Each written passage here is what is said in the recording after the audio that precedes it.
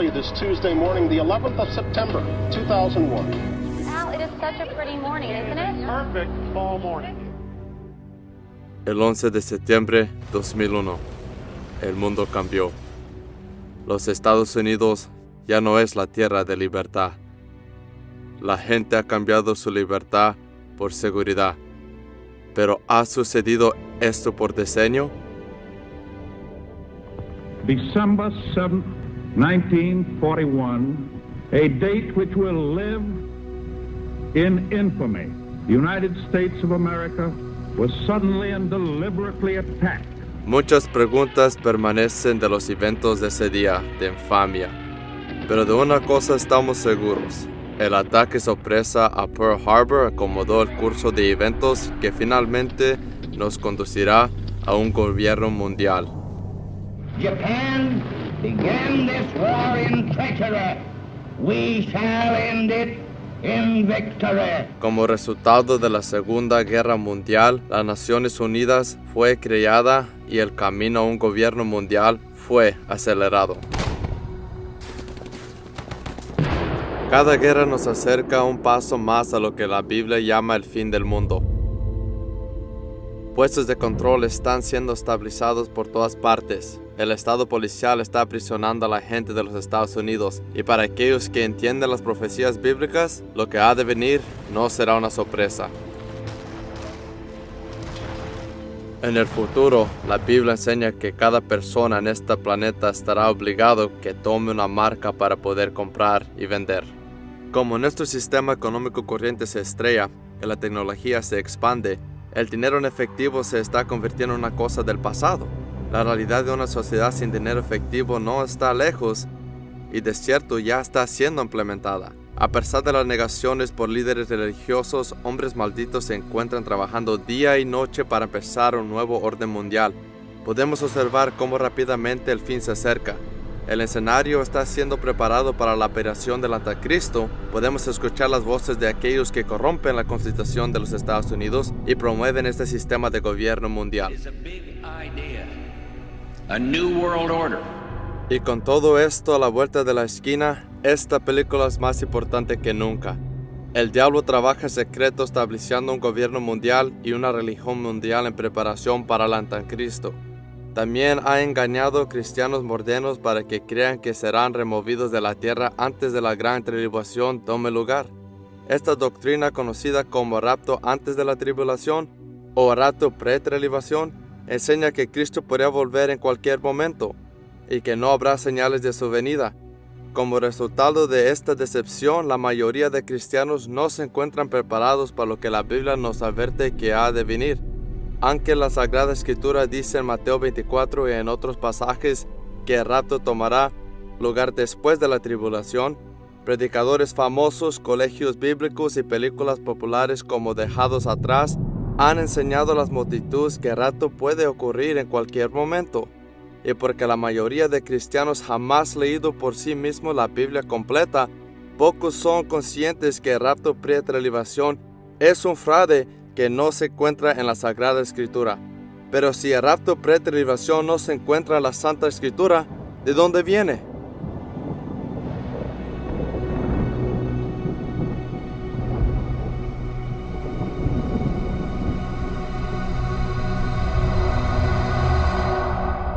Mi nombre es Steven Anderson y soy el pastor de Faithful Word Baptist Church en Tempe, Arizona, y quiero educar a la gente sobre el rapto pre-tribulación porque es una creencia basada en ignorancia. Y confío que si la gente ve la evidencia, ellos llegarían a la conclusión que el rapto por supuesto viene después de la tribulación. Me llamo Roger Jiménez, soy el pastor de Verity Baptist Church en Sacramento, California. Yo fui enseñado que el rapto es antes de la tribulación. Nunca tuve razón para cuestionar este tema. Predicadores nos lo enseñaron y lo acepté. Pero lo más que aprendí de esta doctrina, comencé a observar que no se encuentra en la Biblia, y yo siento que necesitamos enseñar la verdad al público. La doctrina del rapto antes de la tribulación es bastante nuevo. Nunca fue enseñado antes de 1830. 1830 es un periodo muy avanzado en la historia. Miles de años después de Cristo tuvimos la Reforma, tuvimos muchos teólogos Quizás estás de acuerdo o en desacuerdo con hombres como Martín Lutero o Juan Calvino o muchos otros. El hecho es que habían cientos de libros, cientos de documentos y muchas predicaciones antes de 1830. Y no hay evidencia de nadie de ninguna denominación, de ningún tipo de cristianidad, que haya enseñado esta doctrina. Entonces tienes que hacerte una pregunta. ¿Cuáles son las raíces de la doctrina del rapto antes de la tribulación? Uno de los primeros que proponían el rapto antes de la tribulación fue un hombre llamado John Nelson Darby. En 1839, él empezó a enseñar la doctrina llamada el rapto secreto. Después produjo su propia traducción de la Biblia en que removió versículos y corrompió importantes doctrinas bíblicas y manipuló pasajes claves correspondientes a la segunda venida de Cristo Jesús. John Nelson Darby, conocido como el padre del dispensacionalismo moderno, promovió su teoría sobre el rapto pre-tribulación, adquiriendo aceptación entre bautistas cuando la imprenta de la Universidad Oxford publicó la Biblia de Estudio Scofield, a la cual contiene notas en los márgenes promoviendo el concepto de rapto secreto de Darby. Estas notas han causado que muchos cristianos adopten esta doctrina como si Dios mismo lo había dicho. De esta manera, el diablo ha usado estas notas de la Biblia de Estudio Scofield más que cualquier otra cosa para promover esta doctrina del rapto antes de la tribulación. ¿De dónde viene? Así es como entró a las iglesias. Aquí es de donde los pastores la adquieren. No viene de la Biblia, de cierto no procedió de la boca de Cristo Jesús, pero viene de la boca de Scofield. Las notas de Scofield enseñan la doctrina del rapto antes de la tribulación y te hacen creer que están en la Biblia, cuando en realidad no se encuentran ahí.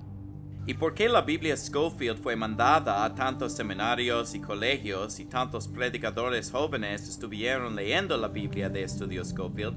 Empezaron a tomar el rapto pretribulación como un hecho y comenzaron a predicarlo. Ficción sobre el inminente rapto también alcanzó la generación de los 60s a través de películas de Don Thompson. Suddenly and without warning, literally thousands, perhaps millions of people just disappeared. A few eyewitness accounts of these disappearances have not been clear, but one thing is certainly sure. Millions who were living on this earth last night are not here this morning. La trilogía de suspenso de Thompson introdujo a una nueva generación de adolescentes a esta doctrina. Desde su apertura, más de 300 millones han visto un ladrón en la noche. En 1995, Tim Dehaas publicó la novela apocalíptica Dejados Atrás de Tim LaHaye y Jerry Jenkins. Esta serie ficticia describe a todos desapareciendo y nadie sabe a dónde están. Vehículos se accidentan, aviones estrellándose porque el piloto se desapareció. Y esta dramática representación del rapto antes de la tribulación se ha convertido en parte de la cultura americana y la gente lo ha aceptado como la verdad y es una película estúpida. Dejados Atrás vendió 63 millones de copias en el mundo, creando una serie de 16 libros y 3 películas adaptadas hasta la fecha. Pero Dejados Atrás es un trabajo de ficción. Para saber la verdad del rapto tenemos que verlo en las páginas de la Biblia en sí mismo. Vamos a empezar con el pasaje clave sobre el rapto. En 1 de Tesalonicenses capítulo 4, encontramos quizás el texto más famoso sobre el rapto. Esta es la enseñanza más clara de la Biblia sobre la venida de Jesús en las nubes y nuestro arrebatamiento para encontrarnos con Él. Mas no quiero, hermanos, que ignoréis acerca de los que duermen, para que no os entristezcáis como los otros que no tienen esperanza. Porque si creemos que Jesús murió y resucitó, así también traerá Dios con Él a los que durmieron en Jesús. Entonces lo que está diciendo aquí es que Él no quiere que sean ignorantes acerca de los cristianos, los creyentes que han muerto, a los que durmieron en Jesús, porque Él no quiere que lloren o estén tristes como los que no tienen esperanza. Él dice, quiero que sepas que vas a ver a su ser querido otra vez si era creyente, porque la Biblia dice que cuando Jesús regrese, Él los traerá con Él. Los muertos en Cristo resucitarán primero. Por eso dijo en el versículo 18, por tanto consolaos unos a otros con esas palabras. Por eso este pasaje se usa mucho en los funerales y la gente se consuela uno a los otros con esas palabras. Fíjese que en cada versículo Él nos hace ver el hecho que nosotros veremos a estas personas que han muerto. Por lo cual os decimos esto por palabra del Señor, que nosotros que vivimos, que habremos quedado hasta la venida del Señor, no precederemos a los que durmieron. Porque el Señor mismo, con aclamación, con voz de arcángel y con trompeta de Dios, descendrá del cielo, y los muertos en Cristo resucitarán primero. Luego nosotros, los que vivimos, los que hayamos quedado juntamente con ellos, seremos arrebatados en las nubes para recibir al Señor en el aire. Así estaremos siempre con el Señor. Por tanto, consolaos uno a otros con estas palabras. El consuelo es que vas a ver a tus seres amados otra vez. Él dice, los verás de nuevo, porque si crees que Jesús murió y resucitó, así también a los que durmieron en Jesús traerá a Dios con Él. Los muertos en Cristo resucitarán primero. Él dice, consolaos unos a otros con esas palabras. No hay consuelo aquí mencionado que tú escaparás la persecución. Tampoco dice que no vas a pasar por la tribulación. No dice que no vas a sufrir. ¿Acaso estos versículos mencionan algo acerca de la tribulación? No. Él no dijo, consolaos unos a otros que no vas a ir a través de la tribulación. Consolaos unos a otros que dijiste un rapto antes de la tribulación. Eso no es lo que Él está diciendo. En este pasaje hay características que podemos ver acerca del rapto que nos ayuda a identificar el rapto en otros pasajes.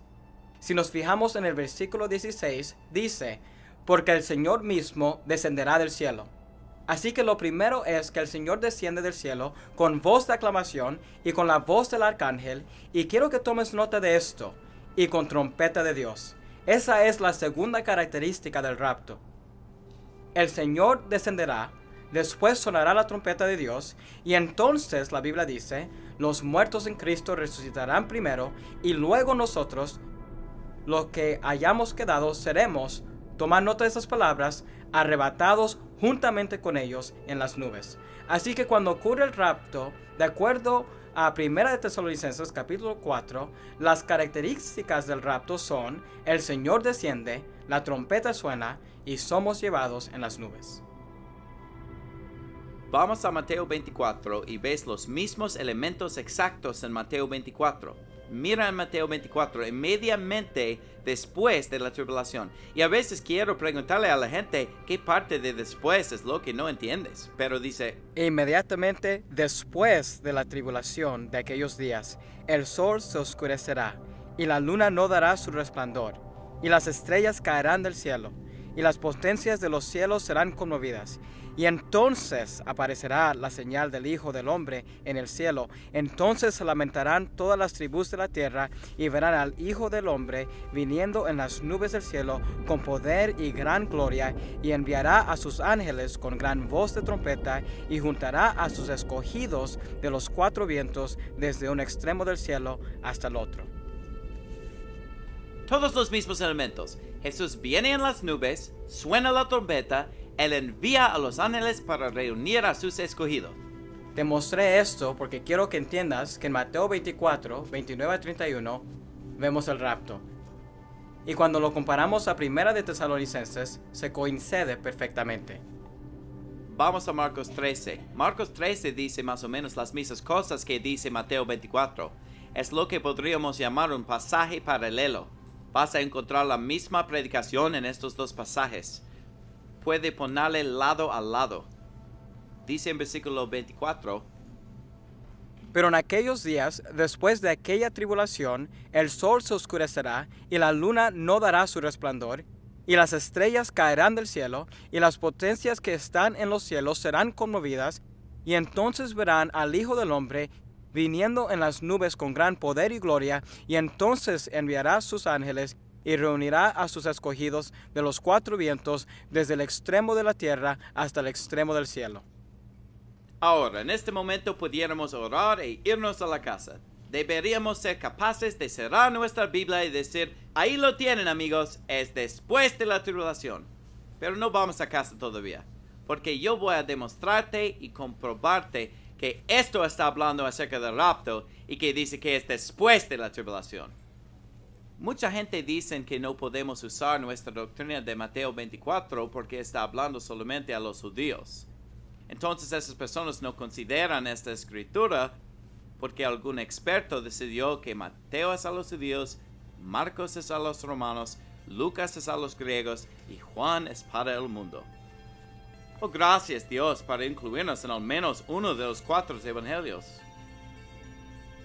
Pero ¿a quién se le ocurre esto?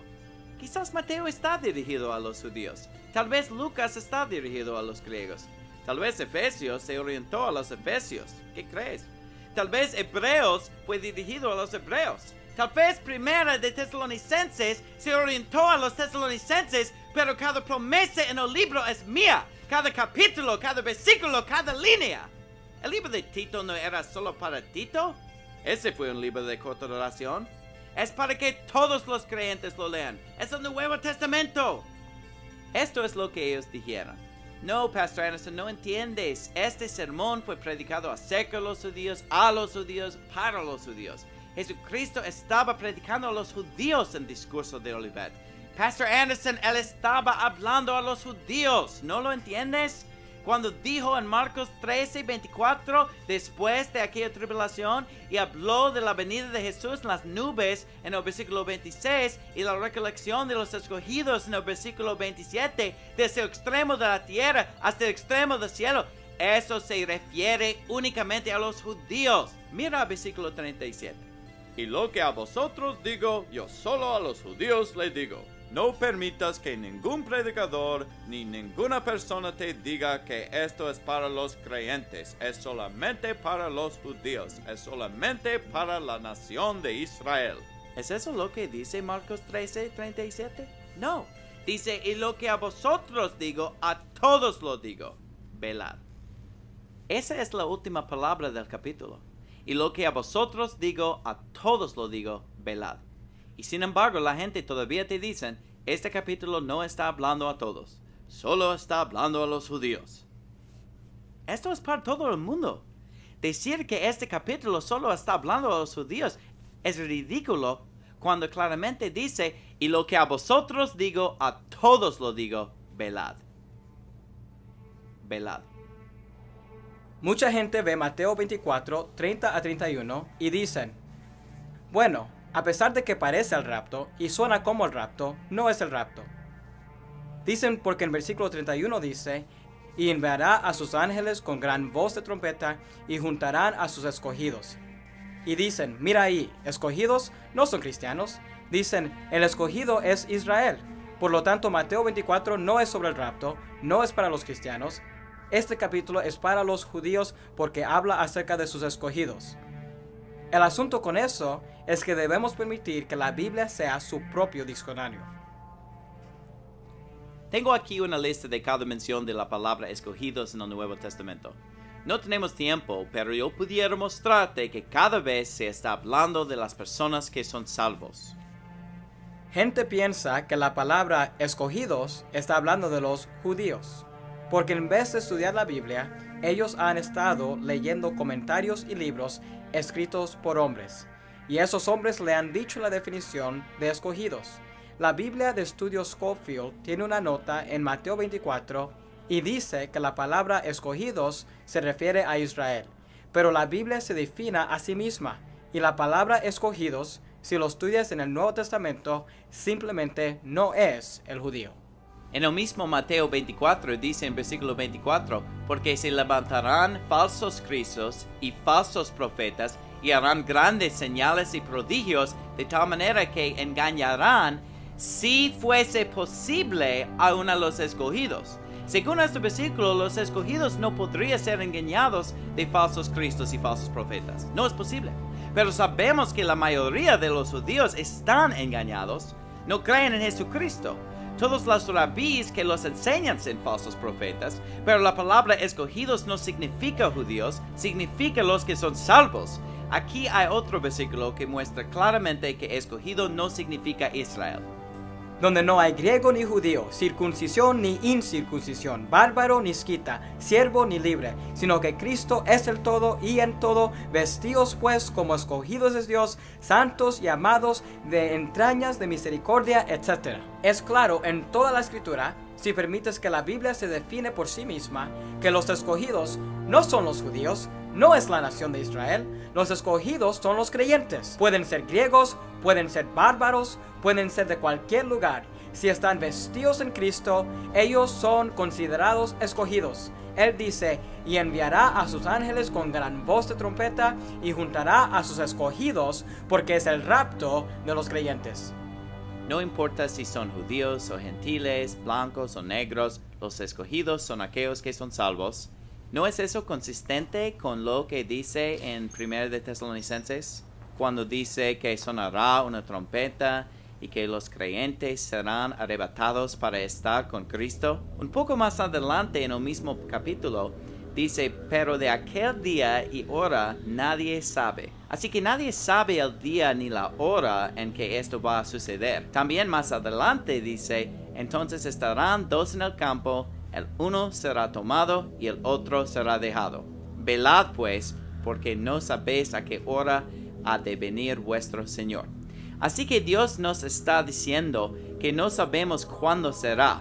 No sabemos el día ni la hora, pero nos dice que es después de la tribulación, porque dijo que después de la tribulación el sol y la luna se oscurecerán. Entonces Jesucristo viene en las nubes, así que solo porque no sabemos el día ni la hora, no quiere decir que esto es algo que podría suceder en cualquier momento. Mucha gente lee estos versículos y dicen, podría suceder en cualquier momento, cuando acaba de terminar de decirnos que es después de la tribulación. Primero viene la tribulación, después el sol y la luna se oscurecerán, entonces Jesús viene en las nubes en el rapto.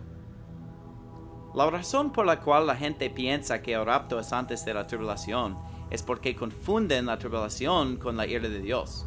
Una forma de comprobar que la ira de Dios y la tribulación son dos cosas distintas es que en Mateo 24 dice, y inmediatamente después de la tribulación de aquellos días, el sol se oscurecerá y la luna no dará su resplandor. Entonces, si vas a Apocalipsis 6, donde lees acerca de cuando el sol y la luna se oscurecerán, cuando sea abierto el sexto sello, ahí dice, y el sol se puso negro como un saco de silicio, y la luna se volvió como sangre, exactamente lo que dice en Mateo 24. Y las estrellas del cielo cayeron sobre la tierra como caen los higos verdes de la higuera cuando es sacudida por un fuerte viento. Y el cielo se apartó como un pergamino que es enrollado, y toda montaña y toda isla fue movida de su lugar. Y los reyes de la tierra, y los magistrados, y los ricos, y los capitanes, y los poderosos, y todo siervo y todo libre, se escondieron en las cuevas y entre las peñas de las montañas. Y decían a las montañas y a las peñas, caer sobre nosotros, y escóndenos del rostro de aquel que está sentado sobre el trono y de la ira del Cordero, porque el gran día de su ira ha llegado. ¿Y quién podrá sostenerse en pie? Entonces, ¿cuándo comienza la ira de Dios? Cuando el sol y la luna se oscurezcan, es cuando dicen, el gran día de la ira ha llegado. Así que, si Mateo 24 dice que el sol y la luna se oscurecen después de la tribulación, y si la ira de Dios no comienza hasta después de que el sol y la luna se han oscurecido, ¿cómo pueden ser la misma cosa? Usualmente, cuando tratas de pedirle a la gente que te muestre pasajes sobre el rapto antes de la tribulación, ellos no pueden mostrarte ningún versículo que use la palabra tribulación. Tienen que mostrarte versículos que usan la palabra ira. Encuentran versículos que muestran que nosotros como cristianos no estamos bajo la ira de Dios y que somos salvos de la ira. Y ellos dicen, ¿ves? Ahí mismo, la Biblia dice que no pasaremos por la tribulación. Pero espera un minuto.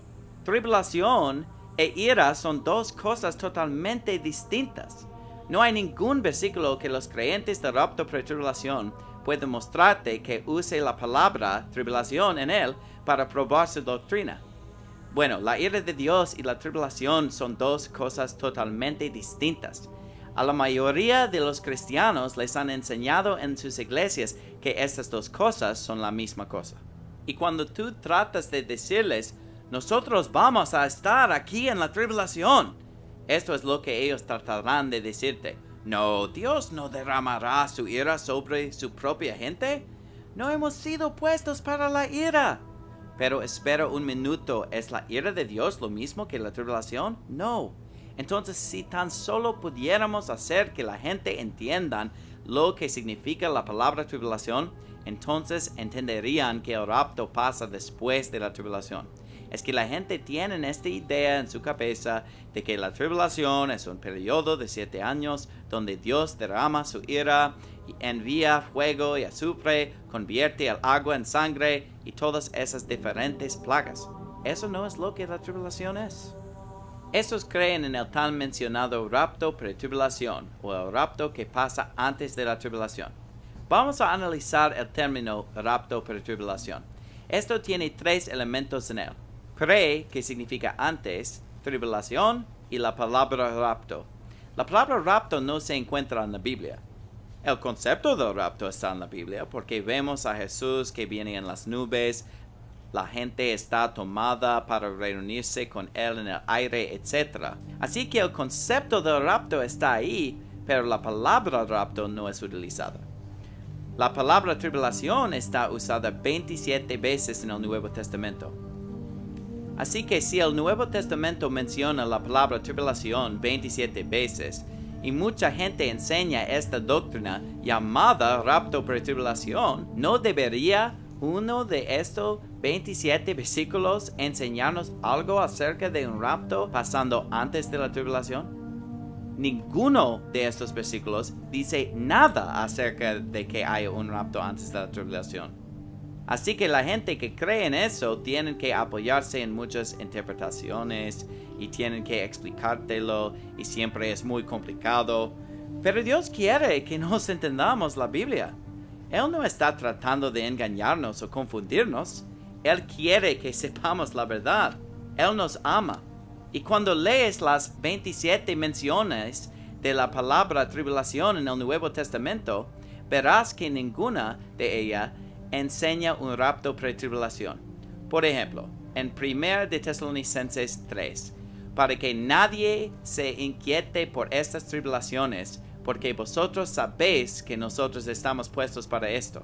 Este versículo es similar a capítulo 5, versículo 9, a menudo citado por los que creen en el rapto pretribulación, porque no nos ha puesto Dios para ira, sino para obtener salvación por nuestro Señor Jesucristo.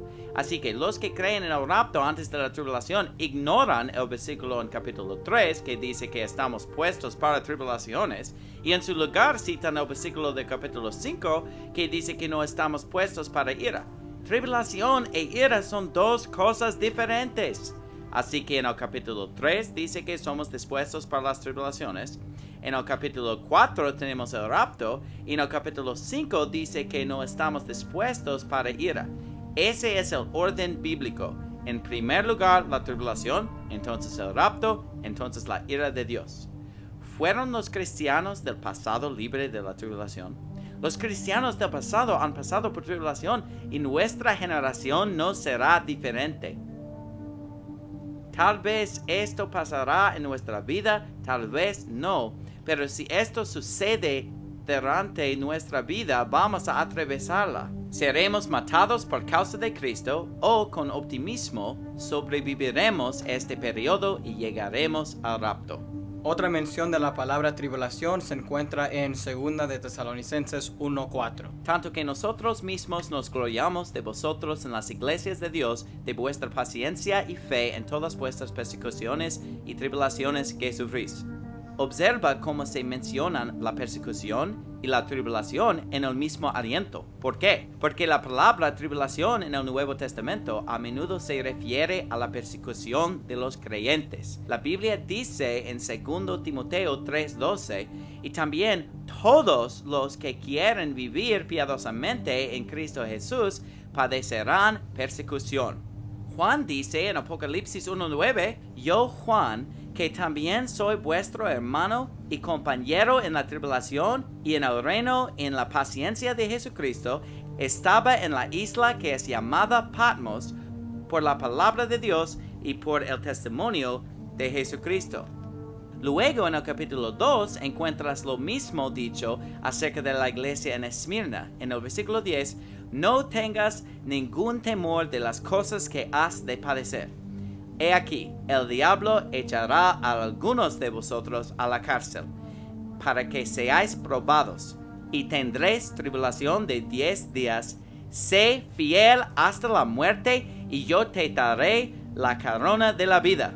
Juan estaba en la tribulación, la iglesia en Esmirna pasó por tribulación, todos los apóstoles en el libro de Hechos pasaron por tribulaciones, y algún día los cristianos pasarán por tribulación como el mundo jamás haya visto.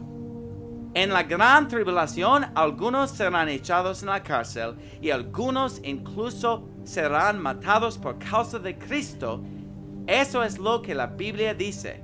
En Hechos 14:22 dice, confirmando el alma de los discípulos, exhortándoles a que permanecieran en la fe y diciéndoles que es necesario que a través de muchas tribulaciones entremos en el reino de Dios. Es interesante que dice, a través de muchas tribulaciones entremos en el reino de Dios. Claramente dice que cuando entremos en el reino de Dios será a través de tribulaciones, no de que entraremos al reino antes de la tribulación. Dijo él, ánimo, es grandioso que nos habremos ido antes de la tribulación. No, él dijo, mejor confírmalos. Es mejor que los reafirmes sobre ciertas cosas. Es mejor que los fortalezcas. Es mejor que sepan que deben atravesar mucha tribulación, entrar al reino de Dios. En 2 de Corintios 7:4 la Biblia dice, grande es mi franqueza para con vosotros, grande es mi gloria de vosotros, lleno estoy de consolación, sobreabundo de gozo en todas nuestras tribulaciones. Él no dijo sobreabundo de gozo porque no voy a haber tribulación. Estoy muy gozoso de que seremos sacados antes de la tribulación. Eso no es lo que él dijo. Él dijo sobreabundo de gozo en todas nuestras tribulaciones. Me maravilla que cuando buscas en la escritura la palabra tribulación, encuentras muchas referencias de creyentes diciendo que están atravesando por tribulación. Dice, en todas nuestras tribulaciones. No es algo por lo que los creyentes no atraviesen, es algo por lo que los creyentes han atravesado siempre. Mantengan en la mente, amigos, Dios no está tratando de confundirnos. Es el hombre el que te ha confundido. Son predicadores los que te han confundido. Son programas de televisión y películas las que te han confundido. Dios no está tratando de confundirte. Si dejamos que la Biblia sea nuestro diccionario y que la Biblia define las palabras por nosotros, encontraremos que la palabra tribulación no es la ira de Dios, es persecución, es aflicción, es dificultad. ¿Pensarías que alguien pudiera mostrarte un versículo entre esas 27 menciones que diga que el rapto pasará antes de la tribulación? Por otro lado, yo puedo mostrarte donde la Biblia dice claramente que después de la tribulación Jesús viene en las nubes y los escogidos serán tomados juntos con él en las nubes. Así de simple. Pero ellos que creen en el rapto por tribulación tienen que usar elaboradas interpretaciones y lógica y bueno, como nosotros no sabemos el día ni la hora, quiere decir que puede suceder en cualquier momento, entonces debe ser que es antes de la tribulación. O te van a sacar una tabla complicada para explicártelo. Pero si tan solo tomas la Biblia y la lees tal cual es, lee el Nuevo Testamento comenzando en Mateo 1, cuando llegues a Mateo 24, ahí está, tan claro como él dijo, después de la tribulación, Jesús viene en las nubes. Dr. Kent Hovind es un evangelista famoso que por 38 años creyó y predicó el rapto pretribulacional. Ahora está encarcelado y como está en prisión, ha estado estudiando la Biblia y se ha dado cuenta que el rapto pretribulacional no se encuentra en las Escrituras. Y queremos darle una llamada para aprender más sobre lo que le hizo cambiar de mente. ¿Qué le hizo darse cuenta que es después de la tribulación? Mi nombre es Kent Hovind. Yo fui maestro de ciencia en escuela secundaria por 15 años y después fui evangelista por 20 años predicando sobre la creación y la evolución. Y me convencí hace 3 años que lo que me han enseñado toda mi vida no es cierto. He tenido que cambiar mucho al desaliento de tantos de mis hermanos fundamentales a la post-tribulación posición preera. La Biblia dice que los burladores en los últimos días serían voluntariamente ignorantes de la creación, el diluvio y el juicio que viene. Bueno, pasé 20 años enseñando por todo el mundo acerca de la creación y el diluvio, pero yo casi evité la parte del juicio que viene porque yo mismo no lo entendía. El libro de Mateo capítulo 24, Sermón de Jesús, los discípulos le preguntaron muy claramente cuál es la señal de tu venida y cuándo va a pasar. La misma historia es contada otra vez en Marcos capítulo 13 y Lucas 21. Así que copié páginas de la Biblia de todos los tres de estos pasajes y los puse lado a lado para hacer las cuentas paralelas. Y una vez que usted ha escogido todos los detalles, se volvió cada vez más claro que la idea de rapto pre-tribulación no era cierto. ¿Por qué crees que tanta gente cree en el rapto pretribulación? ¿Por qué es tan popular esta doctrina? Bueno, porque contesta una problema embarazosa.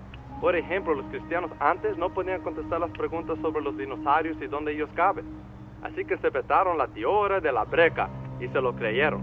Yo pienso que la idea de un rapto pre-tribulación cae en esa categoría donde la gente, teniendo comezón de ir, eso es lo que quieren oír. Ellos quieren oír, oye, no vas a tener que sufrir.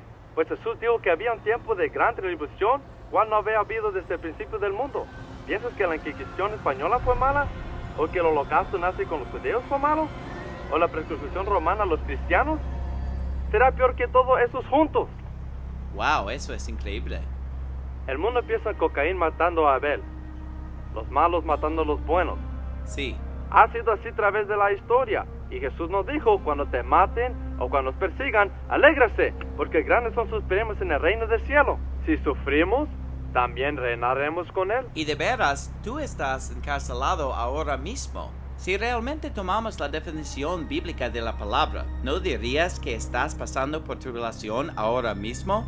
Oh sí, tribulación es lo que el mundo hace a nosotros y ha pasado por miles de años. Jesús dijo, en el mundo tendrás tribulación. Estén de bien ánimo, yo he vencido al mundo.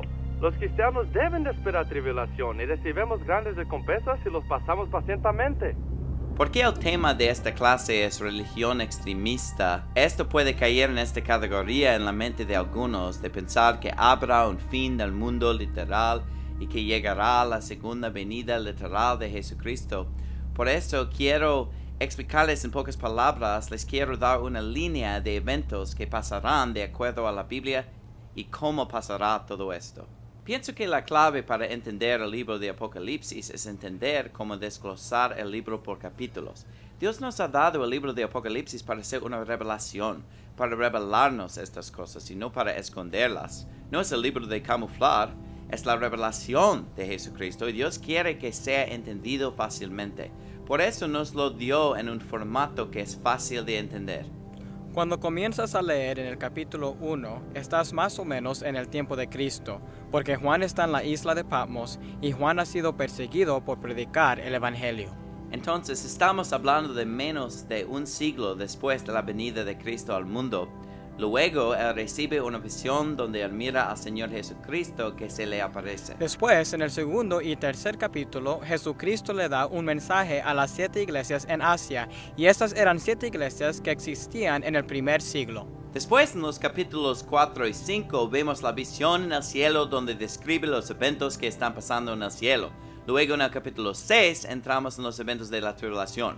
El capítulo 7 es donde vemos la gran multitud que aparece en el cielo. Obviamente el rapto.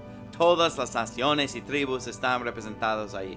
En los capítulos 8 y 9 tenemos a Dios derramando su ira sobre la tierra.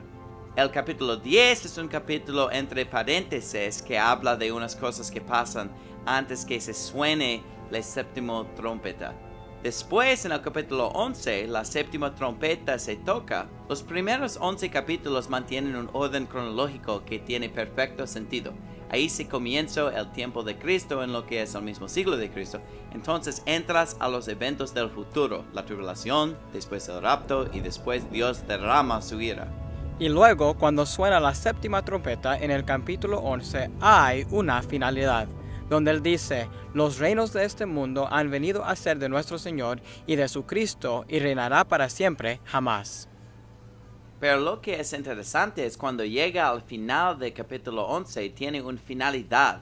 Cuando entras en capítulo 12, hay un gran cambio de marcha en el libro de Apocalipsis, porque en el primer versículo del capítulo 12 dice: Y apareció en el cielo una gran señal, una mujer vestida del sol y la luna debajo de sus pies, y sobre su cabeza una corona de 12 estrellas. Y estando embarazada, clamaba con dolores de parto y angustia por dar a luz.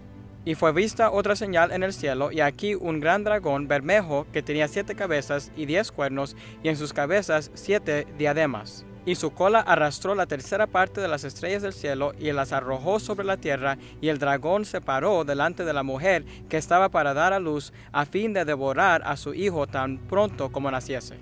Pon mucha atención al versículo 5. Y ella dio a luz un hijo varón, el cual había de regir todas las naciones con vara de hierro, y su hijo fue arrebatado para Dios y para su trono. Obviamente el niño es Jesucristo, porque la Biblia habla de Jesucristo gobernando la tierra con vara de hierro. Y esto se refiere al reino milenario de Cristo que vendrá en el futuro. La mejor manera que puedo ayudarle a entender el libro de Apocalipsis es que lo cortes por la mitad después del capítulo 11. De 1 al 11 es una mitad, y 12 a 22 es la otra mitad. Y si pones esas dos mitades de lado a lado, verás los mismos eventos por 2 ángulos distintos. ¿Por qué Dios haría esto? ¿Por qué nos contaría la misma historia 2 veces en el libro de Apocalipsis? Porque nos dice el Evangelio 4 veces en Mateo, Marcos, Lucas y Juan. Porque nos dio los libros de Primero y Segundo Reyes, y después Él nos dio Primera y Segunda Crónicas para darnos otro ángulo, otra perspectiva, que podemos aprender mucho comparando los libros de los Reyes con los libros de las Crónicas, y comparando Mateo a Marcos y Marcos a Lucas y Lucas a Juan. Y estos nos dan diferentes perspectivas. En la misma manera podemos entender el libro de Apocalipsis. Esto te ayudará a entender el libro de Apocalipsis cuando entiendas la cronología. Mucha gente piensa que el libro de Apocalipsis no tiene un orden cronológico, pero la frase después o después de esas cosas ocurre 10 veces en el libro de Apocalipsis. Dios nos está dando una orden de eventos. Es una manera ridícula tratar de estudiar la Biblia y negar que cuando la Biblia dice después no está en orden cronológica. Por ejemplo, en Juan 3:21 dice: pero el que obra verdad viene a la luz, para que sea manifestado que sus obras son hechas en Dios. El versículo 22 dice: después de estas cosas. Y sería ridículo para mí decir: no, el versículo 22 viene antes que el versículo 21, cuando el versículo 22 dice después de estas cosas. Todos dijéramos: claro, así es como está escrito, y eso es lo que significa. Pero cuando llegamos al libro de Apocalipsis y 10 veces uno lee después o después de estas cosas, hay gente que dice: no está en orden cronológica. Es una manera incorrecta de leer la Biblia. Si entiendes que es cronológico, pero comienza de nuevo en el capítulo 12, esto te ayudará a entenderlo mejor. Quiero explicar unos cuantos capítulos para enseñarles la orden de eventos de los últimos tiempos. Esto puede pasar en 100 años. Quizás no estemos aquí, pero pienso que es muy probable que pasará en el futuro cercano. De cierto, me sorprendería si estas cosas no pasan en mi vida. Yo tengo 32 años, y al paso que van las cosas en este momento, me sorprendería si esto no pasará en los siguientes 40 años. Cuando comience el mensaje de esta noche, pienso que entenderán por qué digo esto. Esto es lo que comienza la tribulación. La Biblia dice que el diablo será expulsado del cielo. Ahora tú dices: espera un minuto, Pastor Anderson, eso ya pasó, ¿no? Pero la respuesta es no. La gente piensa que el diablo está en el infierno en este momento, pero la realidad es que el diablo nunca ha estado en el infierno, porque la Biblia nos dice muy claramente que el diablo anda en la tierra como un león rugiente, buscando a quien devorar. El diablo y todos sus demonios están presentes en esta tierra en la Biblia. Él va y viene entre el cielo y la tierra, y él habla con Dios. Si usted lee el libro de Job, el diablo viene y se para delante de Dios y tiene una conversación con Dios en el cielo sobre su siervo Job. Actualmente el diablo va y viene, pero la Biblia habla de un día el diablo será expulsado del cielo. Y hubo una gran batalla en el cielo. Miguel y sus ángeles luchaban contra el dragón, y luchaban el dragón y sus ángeles, pero no prevalecieron, ni fue hallado ya el lugar de ellos en el cielo. Y fue lanzado fuera aquel gran dragón, la serpiente antigua, llamado Diablo y Satanás, el cual engaña a todo el mundo, fue arrojado en tierra, y sus ángeles fueron arrojados con él. Y oí una gran voz en el cielo que decía: ahora ha venido la salvación, y el poder, y el reino de nuestro Dios, y la potestad de su Cristo, porque el acusador de nuestros hermanos ha sido derribado, el cual los acusaba delante de nuestro Dios día y noche. Y ellos le han vencido por la sangre del Cordero, y por la palabra de su testimonio, y no han amado sus vidas hasta la muerte. Por lo cual, alegraos cielos y los que moráis en ellos, ay de los moradores de la tierra y del mar, porque el diablo ha descendido a vosotros, teniendo grande ira, sabiendo que le queda poco tiempo.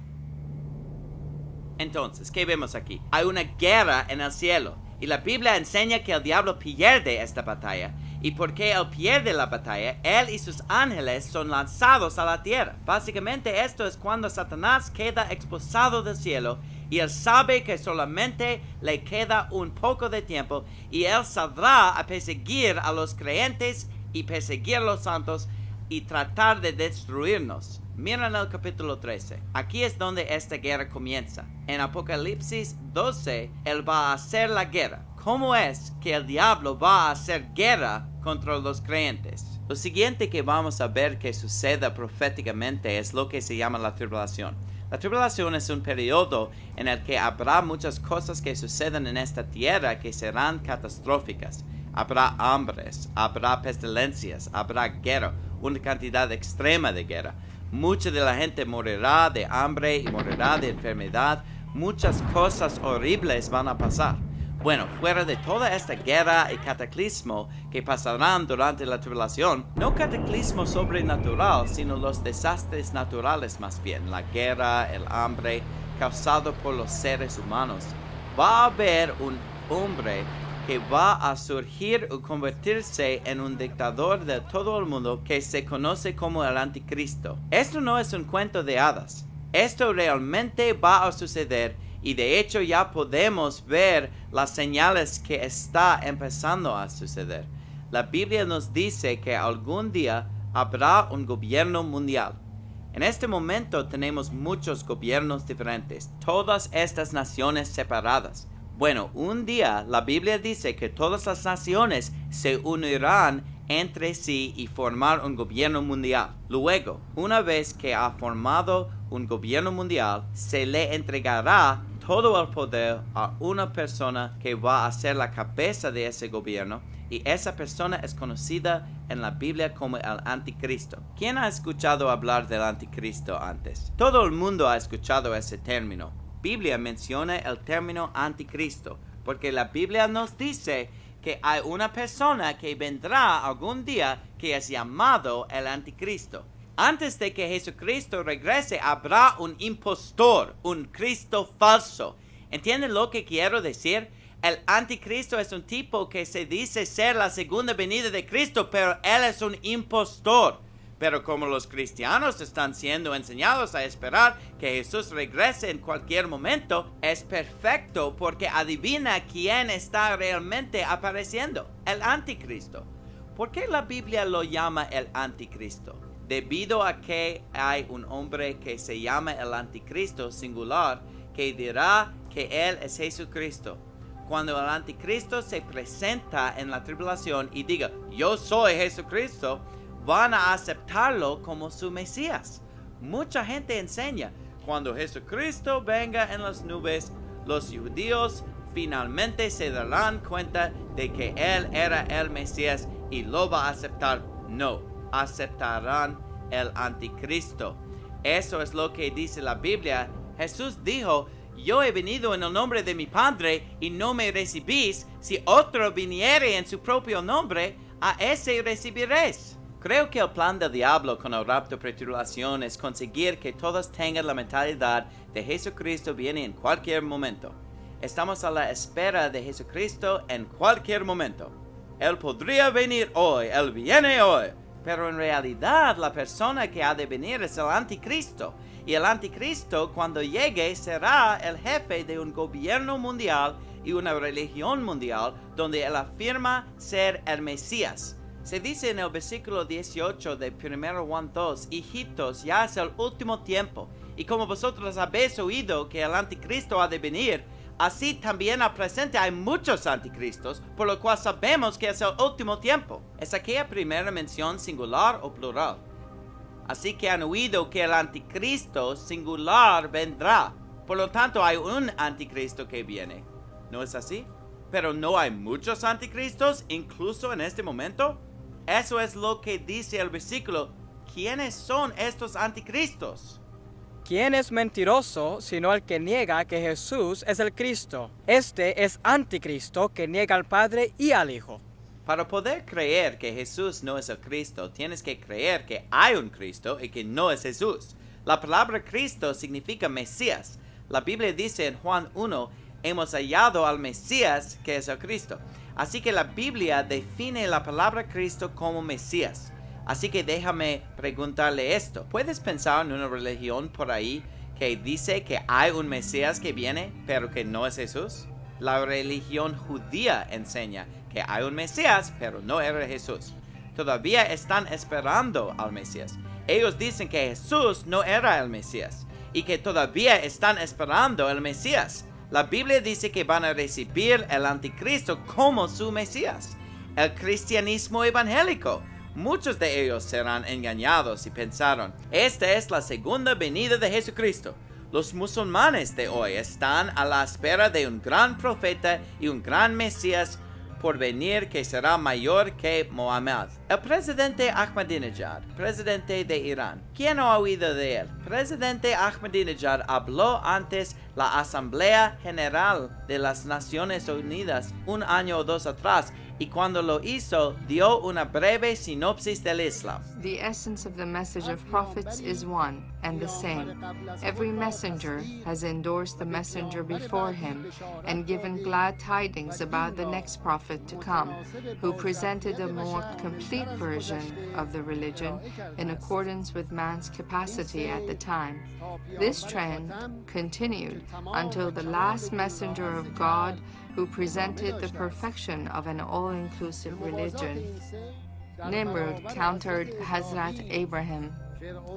Pharaoh countered Hazrat Moses.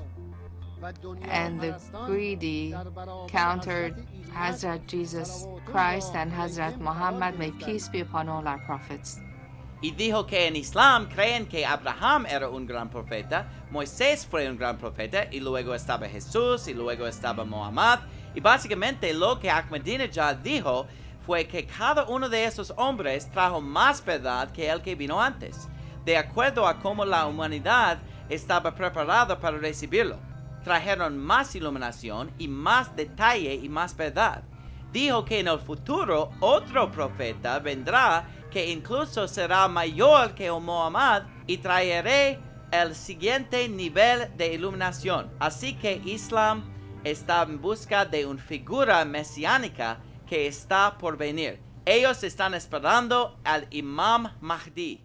O God, hasten the arrival of Imam al-Mahdi and grant him good health and victory, and make us his followers, and those who attest to his rightfulness. Los budistas están en busca de la venida del quinto Buda.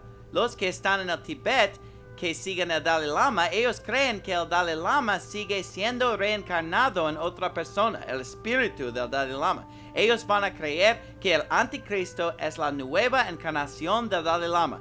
Los musulmanes lo verán como el Imam Mahdi. Los cristianos lo mirarán como la segunda venida de Cristo. Los judíos lo verán como el Mesías. Todas estas grandes religiones se unirán alrededor de él y la gente va a decir, ¿no es genial la forma en que todos estamos uniendo por fin? Estamos dejando de lado nuestras diferencias y este hombre es tan maravilloso y van a adorar a este hombre, este impostor, este anticristo, si va a venir. El gobierno mundial lo pondrá en el poder y darle todo el poder, y también declararán que Él es Dios. Ellos declaran como la segunda venida de Cristo.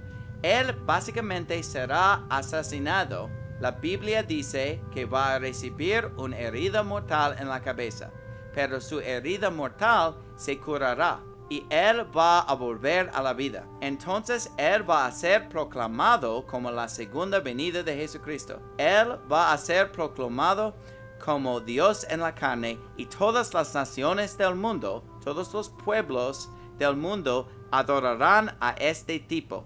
Básicamente cada religión lo aceptarán como su Mesías.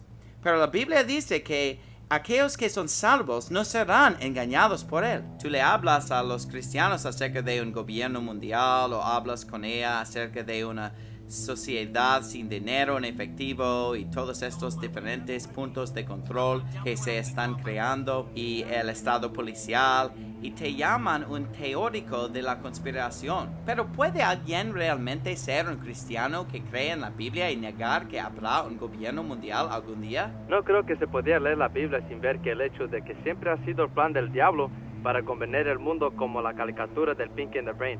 Él quiere un gobierno mundial. Él quiere ser Dios. Cuando este hombre está gobernando el mundo entero, él ordenará que todos reciban lo que se llama la marca de la bestia. ¿Quién ha oído de la marca de la bestia? La Biblia dice que la marca de la bestia será algo en su mano derecha o en su frente y que nadie podrá comprar ni vender sin tener esta marca. Gente a lo mejor leyeron esto hace cientos de años atrás y pensaron, ¿cómo puedes hacer esto? ¿No puedes pagar con efectivo? Este dinero que tengo en mi mano, esta nota de la Reserva Federal, es un pedazo de papel. No tiene ningún valor intrínseco. Cuando ves a una sociedad sin dinero en efectivo, más y más nos estamos alejando de usar dinero en efectivo. There will be a time when physical money is just going to cease to exist. So is paper money a relic of a bygone era? 95% of the transactions in America or more now have nothing to do with physical pieces of paper or coins. Have you ever wondered if one day cold, hard cash will simply cease to exist? It's a reality that some say that we should accept. Greenbacks and coins have become an inconvenience. The principle is that we have to move this economy from a cash-based economy to a cashless economy. This involves the banks, it involves the telecoms companies, it involves providers of ATMs and POSs. It involves a cultural change. Just what do you call money these days? Is it a handful of coins and notes? Or are cards taking over? And are some forms of money coming to the end of their lives? Supongamos que todas las tiendas en la ciudad digan, no estamos tomando dinero en efectivo. Supongamos que ellos digan, no estamos ni siquiera tomando cheques o tarjetas de crédito porque hay demasiado fraude, demasiadas tarjetas de crédito robadas y muchos cheques sin fondos. Tienes que hacer una transacción electrónica. Seamos realistas, el dinero en efectivo no vale nada de todos modos. Es un pedazo de papel. Pudiera ser dinero de Monopoly.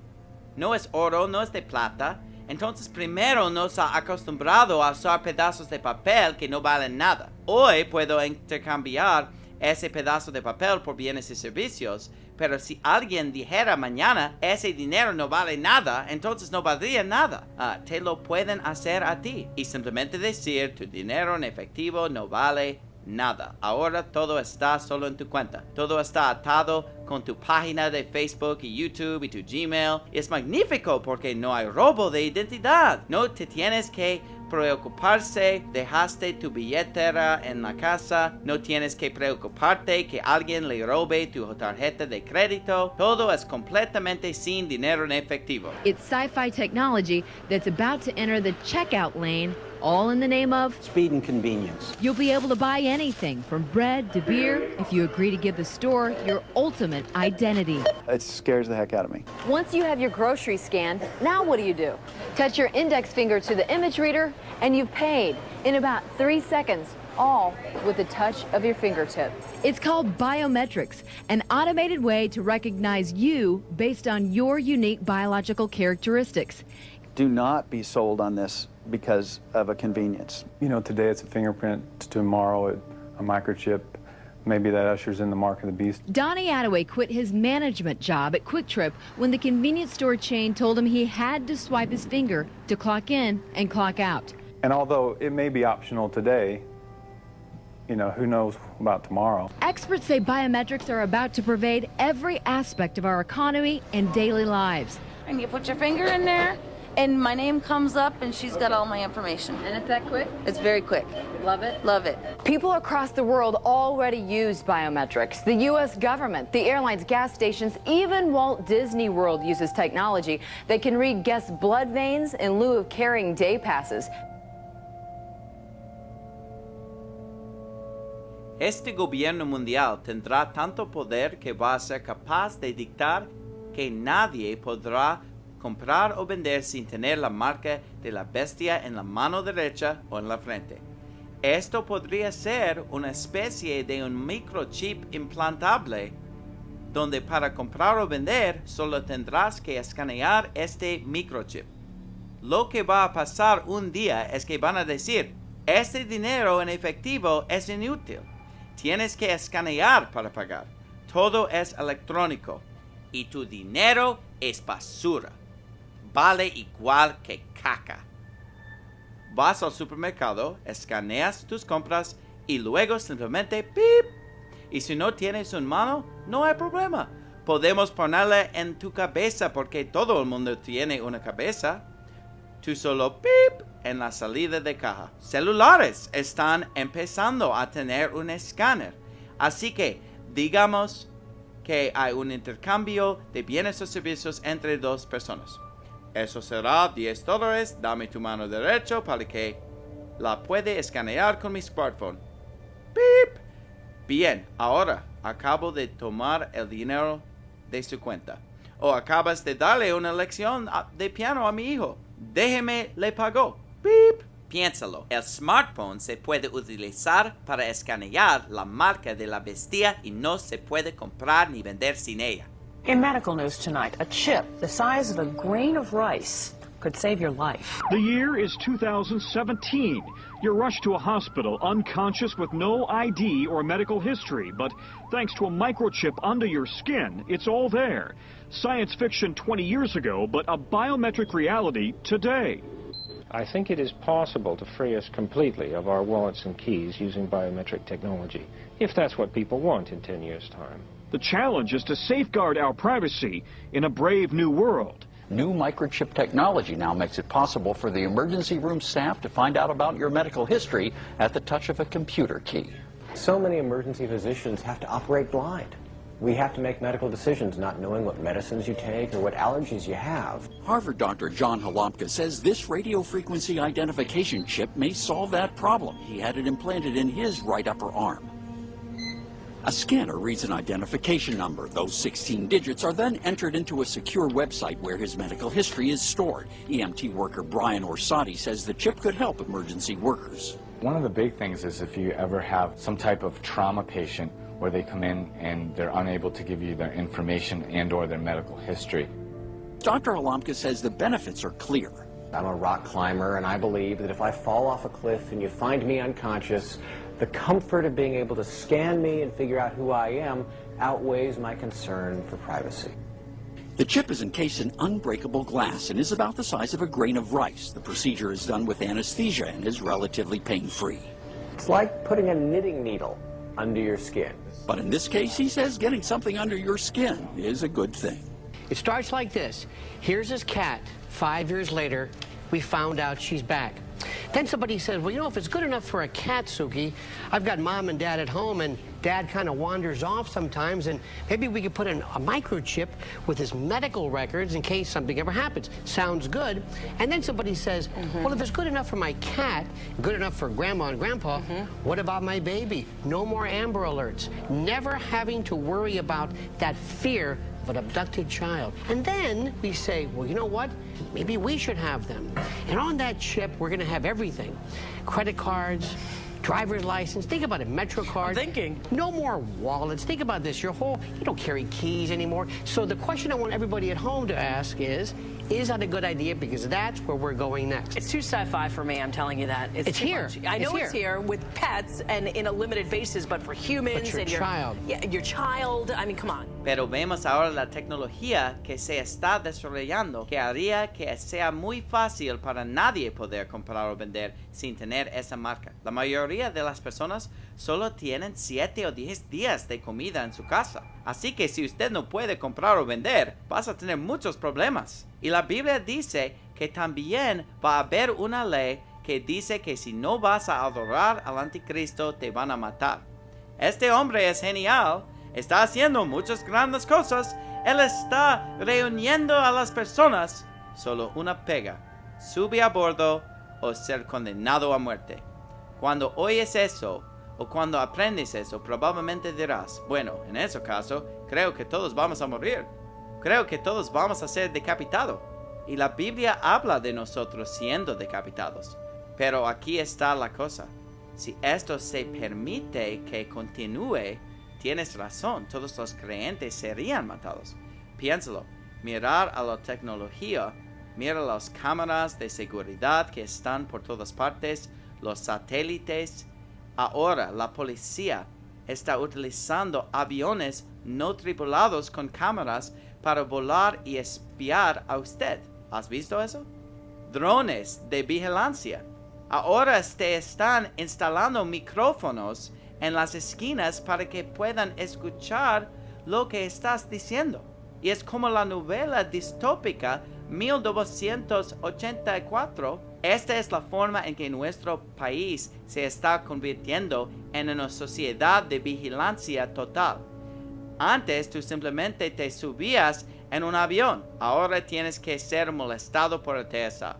Ahora tienes que pasar por un escáner de cuerpo desnudo. Tiene que tener identificación contigo en todo momento y la policía están constantemente: ¿dónde está tu identificación? ¿Dónde están sus papeles? Sus papeles no están en orden. Y ese es el país en que estamos viviendo ahora. Y esto va a continuar hasta el punto en que va a ser muy difícil escapar de este planeta prisión. Pero permítame decirle lo siguiente: no vamos a morir todos. Muchos morirán. Muchos cristianos serán decapitados y matados por la causa del Cristo. Pero voy a decir esto: haremos que no maten a todos, porque esto será abreviada. Y la Biblia dice: y si aquellos días no fuesen acortados, ninguna carne sería salva, mas por causa de los escogidos aquellos días serán acortados. Y la Biblia dice que en medio de todo eso, Jesucristo volverá.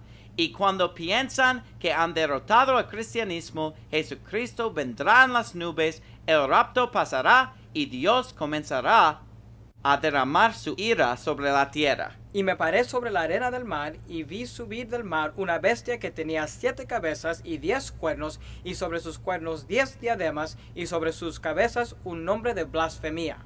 Y la bestia que vi era semejante a un leopardo, y sus pies como de oso, y su boca como boca de león, y el dragón le dio su poder y su trono y grande autoridad.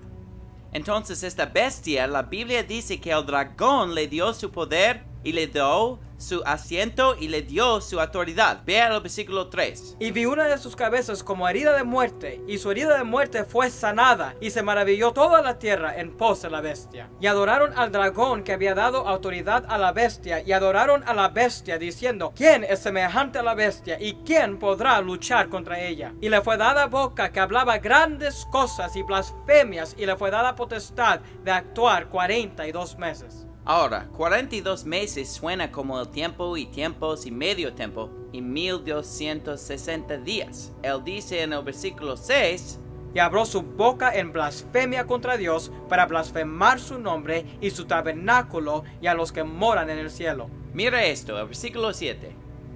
Y le fue dado hacer guerra contra los santos. Ahora, vimos en el capítulo 12, versículo 17, que el objeto del dragón fue hacer guerra contra los que creen en Cristo. Aquí dice que se le dio autoridad para hacer guerra contra los santos, para superarlos. ¿Quién va a ganar en esta guerra entre los santos y el diablo en la tierra? El diablo. Él dijo que iba a hacer guerra contra los santos y vencerlos. Así que él no quiere que los cristianos tomen la marca de la bestia para evitar la persecución. Él quiere que todos los cristianos mueran. Tú dices: bueno, eso es deprimente. Bueno, acaba de leer hasta el fin del libro y verás quién gana al final. Pero él dice en el versículo 7, y le fue dado hacer guerra contra los santos y vencerlos. Versículo 8 sigue, y le adorarán todos los moradores de la tierra, cuyos nombres no están escritos en el libro de la vida del Cordero, el cual fue inmolado desde la fundación del mundo. Así que este hombre que se llama la bestia y tiene poder sobre todas las naciones, su objetivo es hacer guerra contra los santos, y la Biblia dice que todos en la tierra le adoraron, cuyos nombres no están escritos en el libro de la vida del Cordero, que fue inmolado desde la fundación del mundo. La Biblia dice que van a ser tan creíble y tan suave que iba a engañar a los elegidos si fuera posible. Pero Dios no va a permitir que ninguno de los que son salvos que sean engañados por este sujeto. Así que todo el mundo que es verdaderamente salvo, incluso aquellos que han sido engañados por la doctrina del rapto pretribulación, cuando empiezan a ver qué sucede, se darán cuenta, espera un minuto, esto está sucediendo, este es el anticristo, no puede tomar esto no es realmente Cristo. Así que cualquiera que no lo va a adorar va a ser matados, y cualquiera que no lo va a adorar no puede comprar o vender. No solo vamos a ir a Walgreens y conseguir la marca de la bestia. No va a ser algo en el que solo se presenta en la oficina de correos. Ok, ¿puedo obtener mi microchip para que pueda comprar y vender? No, la Biblia es clara. Usted debe adorar al anticristo con el fin de recibir este microchip.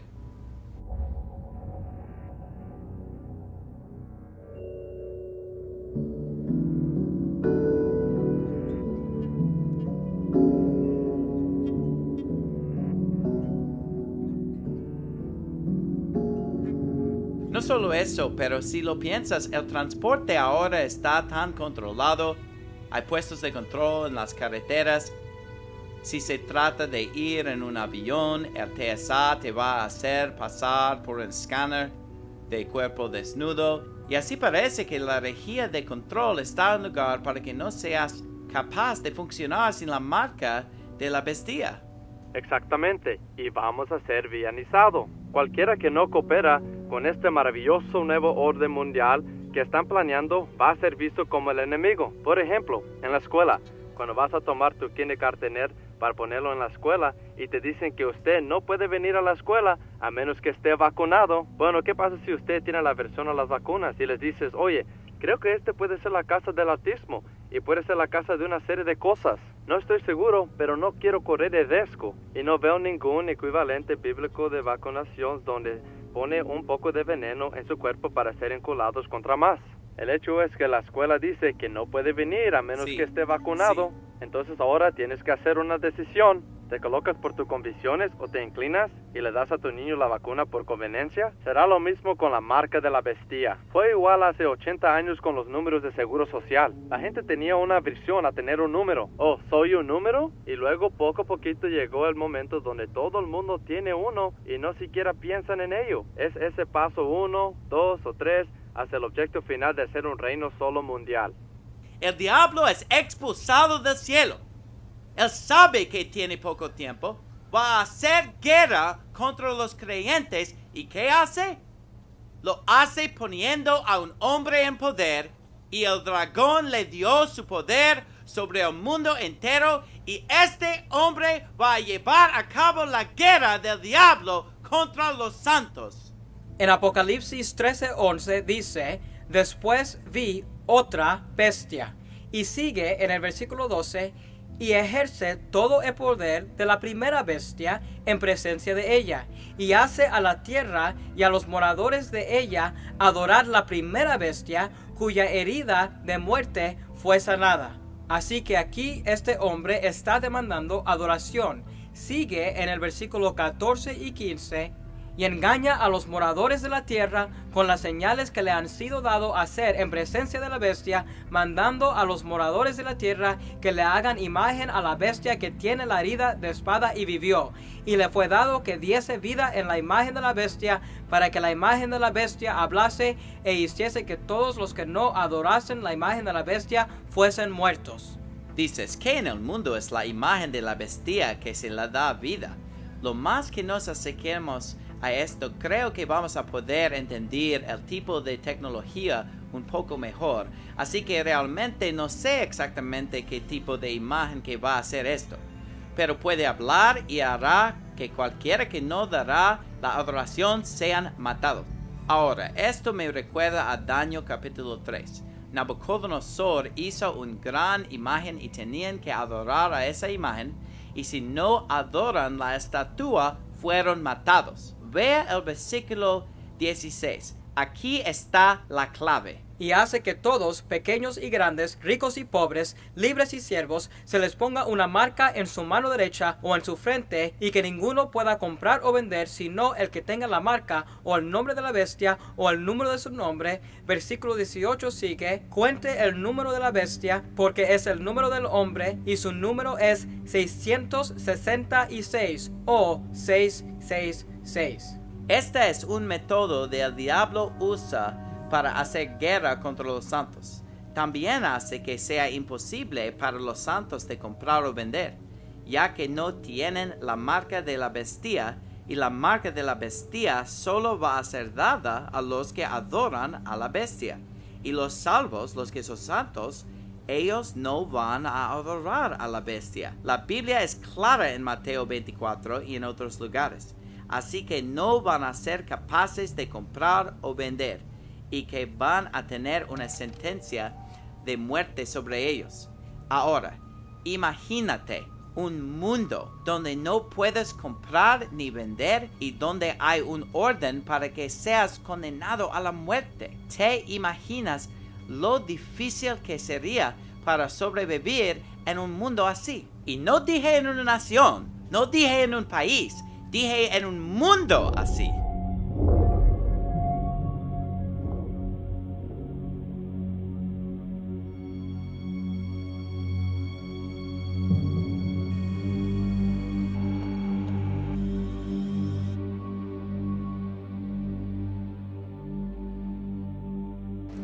No solo eso, tienes que enseñar tu identificación en los controles. Tienes que enseñar identificación para montarte a un tren. Tienes que enseñar tu identificación para subir a un avión. ¿Y sabes qué? Muy pronto vas a tener que mostrar algo más. Ok, vamos a ver la mano derecha. Bueno, ya está bueno para ir. Buen día. Tal vez cuando la gente leyó la Biblia hace unos cientos de años, no lo vean ello en la misma forma que lo miramos nosotros. Es por eso que creo que esto puede estar cerca. Los cristianos de hoy no están preparados para esto por nada. ¿Sabes lo que tienes que hacer? Es necesario prepararse espiritualmente y estar listo. Tienes que estar listo. Tienes que estar preparado. Es por eso que Dios nos advierte y nos advierte y nos advierte y nos advierte. Por eso Pablo advirtió a la gente de su generación. Él dijo, les advertimos. En verdad, cuando estábamos con vosotros, os dijimos antes que habíamos de pasar tribulaciones, y así tenemos que ser informados para entender que esto viene, para que podamos aguantarlo. Cristianos hoy no han sido advertidos acerca de los eventos que van a enfrentar durante la gran tribulación. En lugar de eso, pastores están enseñando que el rapto va a suceder antes que el anticristo comience su guerra con los fieles, y el que el rapto va a ser el primer evento en la línea de tiempo profética de Dios. Esta doctrina es conocida como inminencia y enseña que Jesús podría regresar en las nubes a cualquier momento y que no van a ser señales de su venida. Al contrario, hay eventos que necesitan tomar lugar antes de su llegada. Probablemente has escuchado esta doctrina que dice que Jesús podría venir hoy. ¿Quién ha escuchado este antes?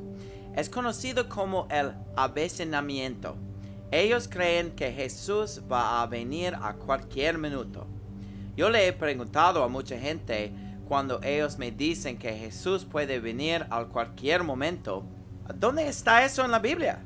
Lo que me dicen es, bueno, no tengo la información conmigo, no sé el capítulo exacto, pero yo sé que Jesús dijo que nadie sabe el día ni la hora.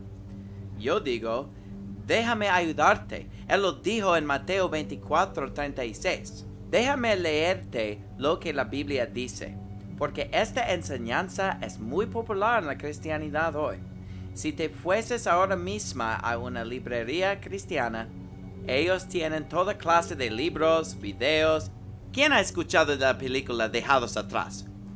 Completamente un cuento de hadas. No tiene nada que ver con la Biblia y es completamente antibíblico. La Biblia dice en Mateo 24:36, pero del día y la hora nadie sabe, ni los ángeles del cielo, sino solo mi Padre.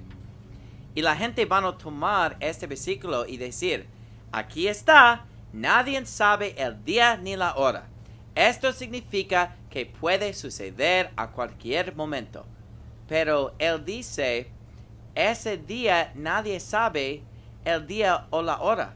Entonces la pregunta es, ¿qué día? Es el día que él acaba de hablar acerca. Si regresamos al versículo 29, él dice el día es después de la tribulación. Él dice en el versículo 29 de Mateo, e inmediatamente después de la tribulación de aquellos días, el sol se oscurecerá, y la luna no dará su resplandor, y las estrellas caerán del cielo, y las potencias de los cielos serán conmovidos. Él describe los eventos que van a suceder. Y él dice en Mateo 24:36, pero del día y la hora nadie sabe, ni los ángeles del cielo, sino solo mi Padre. No sabemos el día ni la hora, pero una cosa sí sabemos es que es después de la gran tribulación. Las personas que creen en el rapto antes de la tribulación hacen gimnasia mental. Las personas que creen en la doctrina del rapto antes de la tribulación, cuando les tratas de enseñar dónde dice exactamente qué sucederá después de la tribulación en Mateo 24, ellos dicen, eso no es acerca del rapto, no es el rapto. Y tú les preguntas, ¿cómo lo sabes? Y ellos responden, porque es después de la tribulación y por supuesto nosotros sabemos que el rapto es antes de la tribulación. Pero si tú les preguntas dónde exactamente en la Biblia dice que el rapto sucederá a cualquier minuto, ellos te dicen que nadie sabe el día ni la hora. Y tú les dices, pero dijiste que esto no tenía que ver con el rapto. Entonces cuando dice que es después de la tribulación, Mateo 24 no se trata del rapto. Y cuando dice, dos están en la tierra, uno fue llevado y el otro fue dejado, entonces eso es acerca del rapto de nuevo. Solamente cállate y haz lo que te dije. Cállate y cree en la doctrina del rapto antes de la tribulación, porque yo lo digo. Tú dices, enseña los dos lados. Sé justo y enseña los dos lados. Bueno, esto es lo opuesto.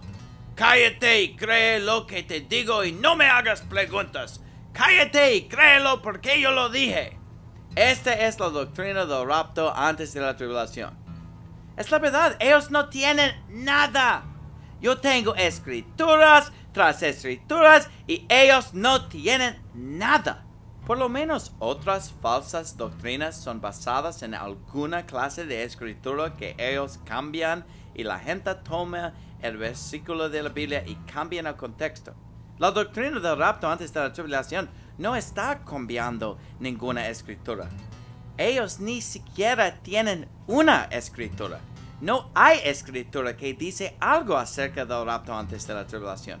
Es solamente una doctrina que no está basada en las escrituras de ninguna manera. Está basado en tradición, está basado en algún libro que alguien leyó. No es basada en la Biblia. No vino de la Biblia. No tiene sus orígenes de la Biblia. Yo encuentro que cada vez que explico esto a los cristianos que no son pastores, no tienen problema entendiendo esta doctrina. son los predicadores que tienen un problema con esta doctrina, y es porque la doctrina del rapto antes de la tribulación es una doctrina muy popular. Si quieres ser popular, necesitas enseñar esta doctrina. Si tú estás enseñando que el rapto es después de la tribulación, no serás popular. Vas a ser odiado, vas a ser blasfemado, vas a ser rechazado por la mayoría de los pastores, igualmente como Jesucristo nuestro Señor. Antes yo creía en el rapto antes de la tribulación. Es lo que aprendí cuando era niño y no tenía razón de cuestionarlo. Pero cuando aprendí la verdad y comencé a ver lo que la Biblia actualmente enseña, tuve que tomar una decisión personal. Si iba a predicar lo popular o si iba a predicar la verdad. Yo personalmente en mi vida he sido atacado. Gente han hablado mal de mí, simplemente por mi posición en la doctrina del rapto. Pero espero que si estás viendo esto o escuchando y estás empezando a ver la verdad en relación a esta doctrina, que nos ayudes y tomes un paso de fe a cambiar el rumbo y a cambiar lo que la gente sabe de esta doctrina para poder enseñarles que es falso. Otro verso importante es 2 Tesalonicenses capítulo 2 versos 1 hasta 3. Os rogamos pues, hermanos, en cuanto a la venida de nuestro Señor Jesucristo y nuestra reunión con Él, que no seáis presentemente movidos de vuestro pensar, ni seáis conturbados, ni por espíritu, ni por palabra, ni por carta como nuestra, como que el día de Cristo está acerca. Dice, no está a la mano, no es el próximo evento que va a pasar. Por eso dijo, nadie nos engañe en ninguna manera, hablando del día del rapto, porque ese día no vendrá sin que antes venga la apostasía y sea revelado el hombre de pecado, el hijo de perdición. Entonces el Señor no va a venir hasta que primero venga la apostasía y el hijo de la perdición sea revelado. Lo único que es inminente es que el anticristo va a venir. La Biblia nos dice que el día de Cristo no está a la mano. Él dice, si alguien trata de decirte que el día de Cristo está a la mano, esta persona está mintiéndote. Esta persona es un engañador. Él dijo, no dejes ser engañado ni por palabras, ni por espíritu, o inclusive por carta diciendo de nosotros que el día de Cristo está cerca. No dejes que nadie te engañe, pase lo que pasa. El día no va a llegar hasta que los acontecimientos pasen primero. Simplemente el rapto no puede suceder a cualquier minuto. El sol y la luna van a oscurecer antes que el día del Señor llegue. La Biblia es muy clara. El día llegará cuando llegue la apostasía y el anticristo sea revelado. El anticristo va a sentarse en el templo de Dios y va a proclamarse Dios. El anticristo va a estar en poder antes que el rapto suceda. Es así de simple. Pero si lees en Lucas 17, viene cronológicamente antes de Mateo 24, porque Mateo 24 es un pasaje paralelo con Lucas 21. Entonces, en Lucas 17, nosotros leemos acerca del primer incidente grabado de Jesús enseñando a sus discípulos acerca de esta doctrina. La Biblia dice en Lucas 17, 26, y como fue en los días de Noé, así también será en los días del Hijo del Hombre. Comían, bebían, se casaban y se daban en casamiento hasta el día en que Noé entró en el arca y vino el diluvio y destruyó a todos. Así la Biblia dice, el mismo día que Noé entró en el arca, Dios derramó su ira con el diluvio. En el versículo 28 y 29 dice, asimismo también como fue en los días de Lot, comían, bebían, compraban, vendían, plantaban, edificaban, pero el día en que Lot salió de Sodoma, llovió del cielo fuego y azufre y destruyó a todos. Vemos una ilustración del rapto cuando Lot fue sacado de Sodoma. Hay dos ángeles que van a Sodoma, la cual representa el mundo, y sacaron a los creyentes antes que la ira de Dios sea puesta sobre la ciudad. El libro de Apocalipsis enseña lo mismo. El Señor Jesucristo manda a sus ángeles y colecta a los que creen. Solo después de esto comienza a poner su ira sobre el mundo. Este modelo de dejados atrás donde todos desaparecen y todo el mundo dice, ¿dónde están? Eso no es lo que la gente estará diciendo. Porque la Biblia dice que el mismo día en que vamos a ser tomados, Dios comenzará a derramar su juicio. Dios empezará a enviar una lluvia de fuego y azufre en esta tierra. La gente sabrá que algo está sucediendo. La gente está corriendo para salvarse. La gente estará rogándole a las rocas que caiga sobre ellos y que los escondan a causa del fuego, del azufre, de la ira que está por venir.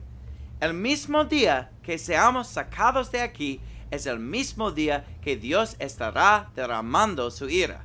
Por eso es que la Biblia dice que cuando el sol y la luna se oscurecen, el gran día de su ira ha llegado. ¿Y quién podrá sostenerse en pie? Porque el mismo día, media hora después, Dios empieza a enviar fuego y azufre. Así en el capítulo 6 de Apocalipsis, el sol y la luna se oscurecen. Capítulo 7, la multitud de creyentes aparecen en el cielo. Capítulo 8, Él comienza a derramar su ira. Es exactamente lo que la Biblia enseña en Mateo 24. El sol y la luna oscurecidos y entonces el rapto. Es simple. Yo hablo con gente que cree en el rapto antes de la tribulación y ellos usualmente me dicen una de dos cosas. Ellos me dicen que el rapto ni siquiera es mencionado en el libro de Apocalipsis, que es una cosa bastante extraña de decir porque el libro de Apocalipsis cubre en gran detalle los eventos del fin de los tiempos. Dejar afuera un evento tan significativo como el regreso de Jesús en las nubes y todos los creyentes de todas las edades siendo arrebatados juntos con Él en las nubes es un mega evento.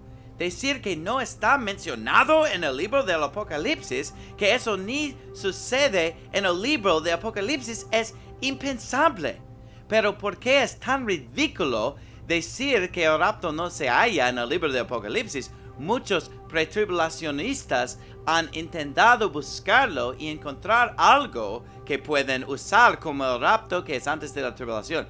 Y esto es lo que he estado escuchando. Apocalipsis 4.1. Y Apocalipsis 4.1 dice, después de esas cosas miré, y he aquí una puerta abierta en el cielo, y la primera voz que oí era como de trompeta que hablaba conmigo diciendo, sube acá y yo te mostraré las cosas que han de ser después de estas.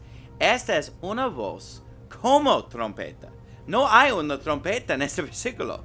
Que está hablando y diciendo a Juan, singular, una persona, sube acá y yo te mostraré las cosas que han de ser después de estas. Y ellos dicen, ves, ahí está el rapto, ahí, un hombre siendo arrebatado. Ellos dicen que ese es el rapto. Lo ridículo de esto es que ellos ni siquiera están leyendo el versículo 2, porque en el versículo 2 dice, y al instante estaba yo en el espíritu, y he aquí un trono que estaba puesto en el cielo. El rapto no se trata de un espíritu ascendiendo al cielo. El rapto es una resurrección del cuerpo. Vamos a ser arrebatados físicamente en el aire. Este no es un tipo de cosa donde nuestros espíritus suben. La Biblia es clara que el rapto es una resurrección del cuerpo, literal. Los muertos en Cristo resucitarán primero. Luego nosotros que vivimos, los que hayamos quedado juntamente con Él, seremos arrebatados en nuestros cuerpos. Así que este rapto espiritual de una persona, Juan, definitivamente no es el rapto. Y si estás creyendo que este es el rapto, estás aceptando una interpretación muy vaga. A mí siempre me enseñaron cuando era niño que cuando fuese el rapto estaría viviendo mi vida y luego simplemente desaparecería. Pero es mucho más grande que eso, porque la Biblia dice que todo ojo lo verá. Vamos a ver el sol y la luna oscurecerse, Dice en Lucas 21 que cuando vean que estas cosas comienzan a suceder, Él dijo, levantad vuestras cabezas, porque vuestra redención está cerca. Imaginen lo que será el momento en que el sol se oscurezca. Es como una entrada a Hollywood. ¿Han visto alguna vez la gente famosa entrar en cualquier lugar? Siempre tienen las luces papadeando, los canones y el humo y todo eso, y quieren impresionar a la gente. ¡Hey, mira a mí! Si lees Apocalipsis capítulo 6, Mateo 24, Marcos 13, Lucas 21, cualquiera de los pasajes que describen el sol y la luna oscurecerse, es realmente asombroso cuando lo ves. Y cuando el sol y la luna se oscuren, eso va a captar la atención de toda la gente en la tierra. Pero también dice que va a haber un terremoto, por si en caso estás ciego, todavía vas a tomar atención. Y entonces en ese momento de oscuridad total, Jesucristo viene en las nubes, iluminando el cielo completo. La Biblia dice que va a iluminar todo el cielo como el relámpago que ilumina de un extremo a otro del cielo. Y miraremos arriba y veremos a Jesucristo viniendo en las nubes. Sabremos que en cualquier momento seremos arrebatados para estar con Él. Espero vivir para ver ese día. Yo no sé si eso vaya a suceder durante nuestra vida. Espero que esto suceda durante mi vida. Espero poder soportar esa persecución y tribulación. La idea de que ocurre una segunda venida secreta donde la gente después tendrá que averiguar lo que pasó simplemente no es cierto. Va a tener la atención de todos en esta gran entrada hollywoodense. Estás correcto, porque en Apocalipsis 1:7 dice: He aquí que viene con las nubes y todo ojo lo verá. Nota que dice viene. Esa es la próxima vez que Él venga. Él viene en las nubes y todo ojo lo verá. A los incrédulos esto es algo que los va a asustar. La Biblia dice que cuando ellos lo vean viniendo en las nubes, estarán lamentándose, estarán llorando, estarán asustados. Pero para aquellos de nosotros que estemos esperando su aparición, vamos a estar entusiasmados. Estaremos excitados. Me encantaría que Dios use esta película para abrir los ojos de la gente a la verdad. Recuerdo cuando era más joven, ni siquiera me gustaba leer el libro de Apocalipsis, porque creía que no podía entenderlo, o que cada vez que lo leía me preguntaba, ¿realmente dice eso? ¿O realmente quiere decir eso? Cuando tuve la oportunidad de saber la verdad acerca del rapto, el entendimiento de las Escrituras se abrieron para mí. Ahora me encanta leer el libro de Apocalipsis. Cuando lo leo, lo entiendo tan claro. Creo que si podemos alcanzar al movimiento de cristianismo, el movimiento de fundamentalistas, el movimiento de los bautistas, y logramos abrir sus ojos a este tema, se podría provocar un amor a la palabra de Dios y un avivamiento para la palabra de Dios y un avivamiento del estudio de la palabra de Dios, y podríamos hacer grandes cosas para Dios. La razón por la que hicimos esta película no es para dividir puntos doctrinales o solo para corregir a alguien cuya interpretación de las profecías bíblicas sea un poco diferente a la nuestra. Ese no es el punto. Estos eventos son eventos reales que sucederán. La Biblia nos dice que habrá un gobierno mundial único, que habrá una religión mundial, que habrá una moneda mundial. Esto no es solo una teoría de conspiración que la gente puede ignorar. Estos eventos realmente van a suceder. Habrá gente que será matada en masas. Va a haber persecución. Será diferente a todo lo que el mundo ha pasado, y los cristianos no están preparados para eso porque ellos han creído en la mentira del rapto antes de la tribulación. Dirás, Pastor Jiménez, ¿por qué importa esto? Importa porque la doctrina del rapto antes de la tribulación es una doctrina que nos enseña que no importa lo que hagamos, no importa lo que pase, moriré en paz o simplemente voy a vivir mi vida tomando mis vacaciones, dándome una buena vida, y un día simplemente desapareceré antes de que algo malo suceda. Esta enseñanza, siendo impartida a millones de personas, creo que es lo que ha causado que nos volvamos tan flojos y satisfechos con nuestro cristianismo. Necesitamos predicar, necesitamos educar a la gente y decirles, viene la persecución, Vete en tus vacaciones y haz todas las cosas que tengas que hacer, pero empieza a fortalecer a tu hombre interior. Empieza a leer las escrituras, empieza a caminar con Dios y a conocer a Dios. Empieza a estudiar la Biblia, porque puede haber un día cuando te la quiten para siempre. Hoy tenemos libertad para reunirnos, para abrir la Biblia, para predicar la palabra, pero puede venir un día cuando esta reunión que estamos ahorita sea ilegal, cuando esta Biblia sea legal, cuando el hacer lo que hacemos ahorita sea ilegal. Si tuviéramos un corazón para Dios, alcanzaríamos a la gente con el evangelio del Señor Jesucristo. Todo lo que tengo que decir es esto. Cuando venga la persecución, cuando te pidan ponerte la marca de la bestia en tu mano derecha o en tu enfrente, tú te vas a acordar este sermón. Por eso lo dijo Jesús y por eso se los digo yo. Dirán, ¿esto es para asustarnos? No, la Biblia dice, en el mundo tendréis tribulación, pero ten ánimo, yo he vencido al mundo. ¿Qué pues diremos a esto? Si Dios por nosotros, ¿quién contra nosotros? Como está escrito, por causa de ti somos muertos todo el tiempo, somos contados como ovejas de matadero. Antes, en todas estas cosas, somos más que vencedores por medio de aquel que nos amó. Yo creo en el rapto. Es una doctrina bíblica, pero el rapto viene después de la tribulación.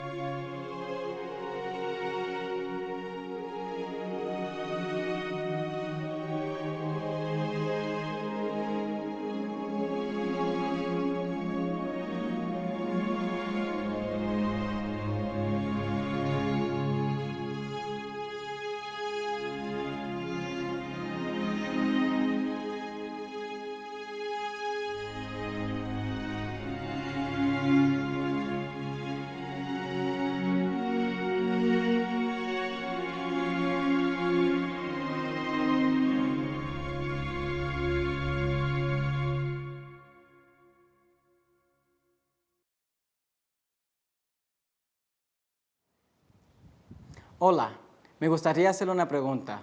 ¿Usted sabe si muriese el día de hoy si fuera al cielo? La Biblia nos dice que usted puede estar 100% seguro que va a ir al cielo cuando se muera.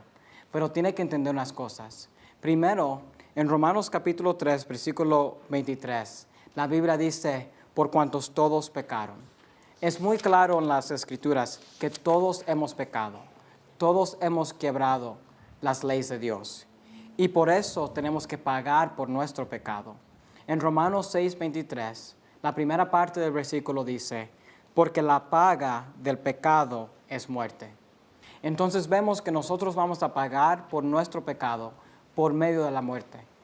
Cuando la Biblia habla de la muerte, no solo está hablando de una muerte física.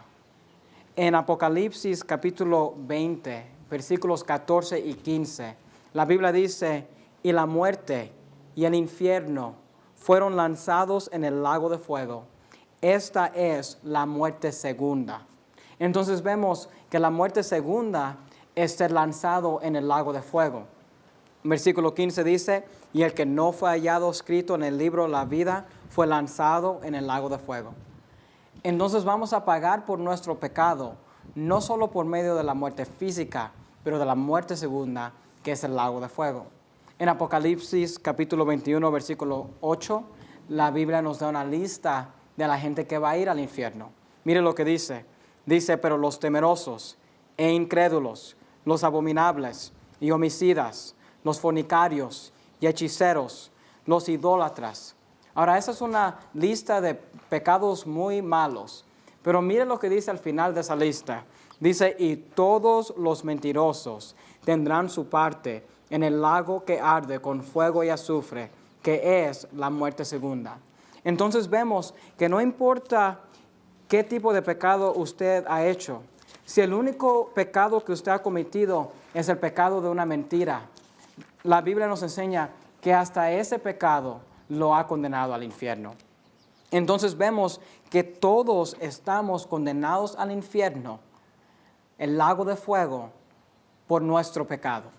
En Romanos 6:23 leí la primera parte que dice, porque la paga del pecado es muerte, pero la segunda parte dice esto, mas el don de Dios es vida eterna en Cristo Jesús, Señor nuestro. La Biblia nos dice que Dios le quiere dar un don. Esa palabra significa regalo. Es algo que Dios le quiere dar a usted. En Efesios capítulo 2 y versículos 8 y 9, la Biblia nos explica un poco más de este don que Dios le quiere dar a usted.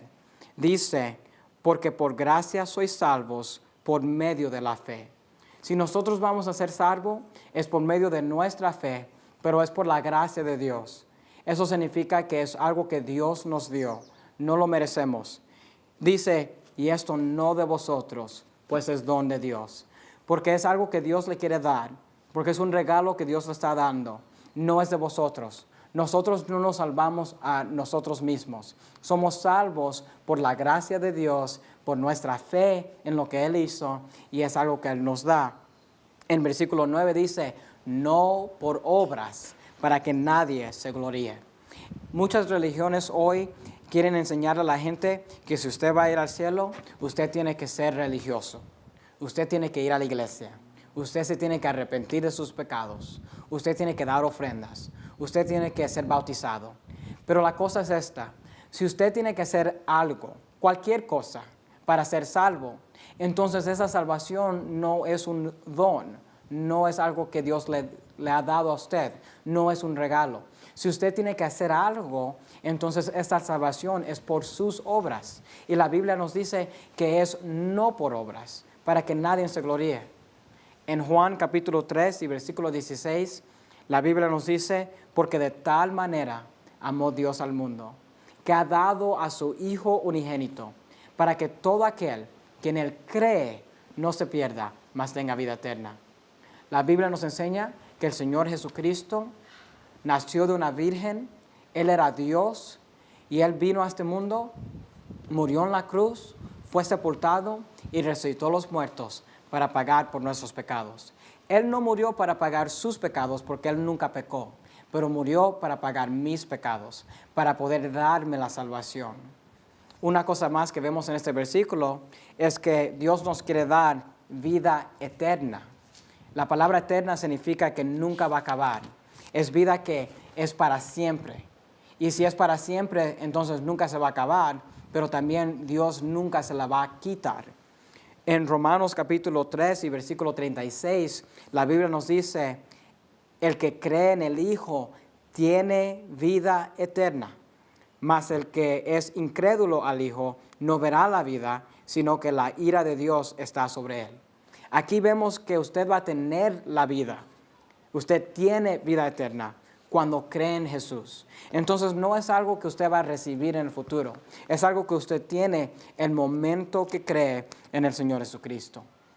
En Tito capítulo 1 y versículo 2, la Biblia nos dice, en la esperanza de la vida eterna, la cual Dios, que no puede mentir, prometió desde antes de los principios de los siglos. Aquí vemos que Dios no puede mentir. Si Dios le promete a usted vida eterna, entonces va a ser eterna. Nunca se va a acabar, nunca se la va a quitar. Y si usted puede perder su salvación por medio de un pecado que usted cometió, entonces esa salvación no es una salvación que Dios le ha dado, pero esa salvación está basada en sus obras. Y por eso vemos que la salvación no es por obras. Yo no la puedo recibir por algo que yo he hecho, y cuando yo la tengo, Dios no me la va a quitar por medio de algo que yo he hecho. Es algo que Él nos ha dado por su gracia, y lo único que nosotros tenemos que hacer es poner nuestra fe en el Señor Jesucristo. Ahora, si usted quiere recibir ese regalo, la Biblia nos explica cómo usted puede hacer eso. En Romanos capítulo 10 y versículo 9, la Biblia dice que si confesares con tu boca al Señor Jesús.